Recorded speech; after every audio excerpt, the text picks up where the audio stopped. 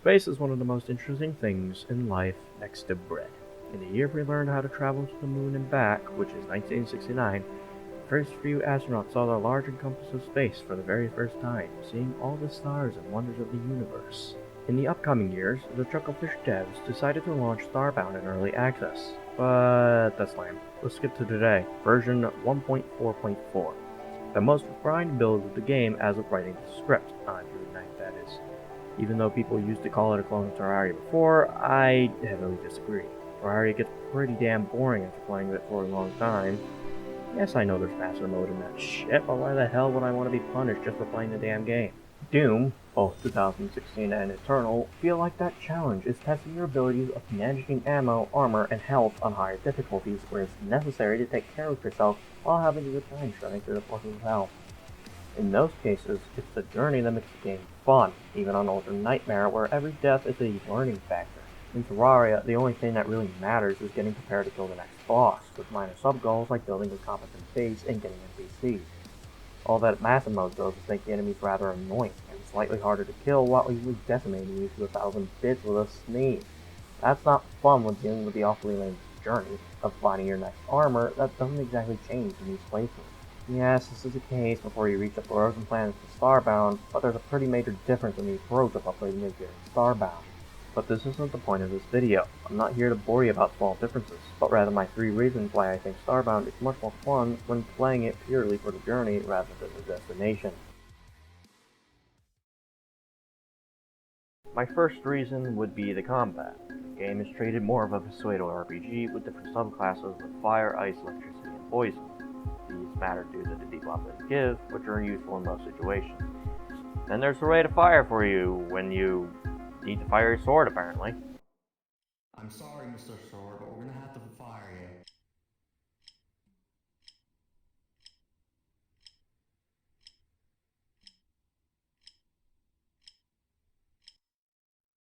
Perfect. It helps that there's some simplicity, such as hammers and axes, having a much more damage output at the cost of fire rate.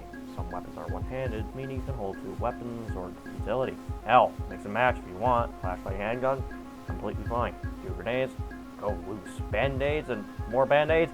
Yes! Of course, while dual-wielding weapons offer damage much faster equal to that of a 2-handed weapon, you lose the secondary ability that makes 2-handed weapons stand out the most, which are very strong but consume a lot of energy. Shields and shockers are pretty good, since shields can prevent damage, and shockers have their own can of worms, making the throwing ability of the thrown weapon be even better. While creatures are rather simple, they can mix pretty well with PvP if that's enabled. While combat sure is one reason, the many different things to do in Starbound is plentiful.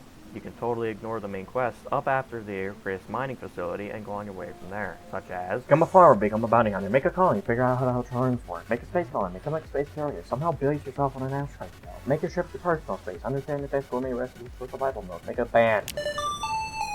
Make your entire crew look goofy for the sake of being goofy, to help a village burn, and contemplate life as you listen to the excellent soundtrack in space.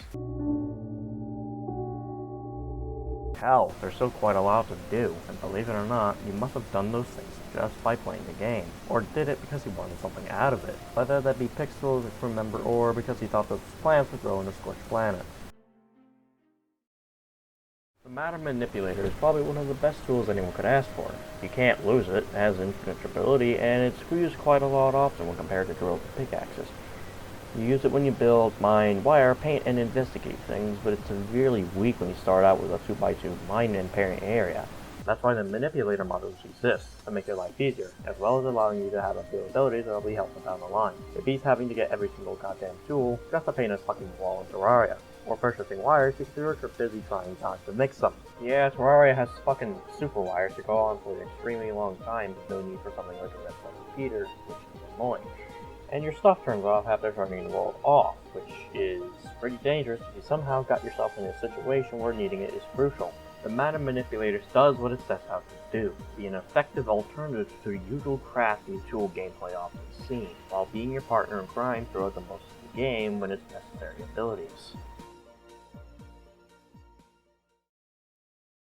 Look, I'm not saying Starbound is better than Terraria or any other sort of game, but I felt like Starbound is better at some of the elements than its close counterpart, which I find boring to play nowadays. After thinking about writing a script about how my favorite character got corrupted because of something, I changed up and thought how Starbound's gameplay is more based on the story of the character and their journey, rather than their end goal, which might not be interesting. And if you're purely following a guide or only caring about to get the quest done, half the game's charm is completely lost on you. You skipped over smaller parts of the journey the game set out, rather than be dubbed to clone it over with.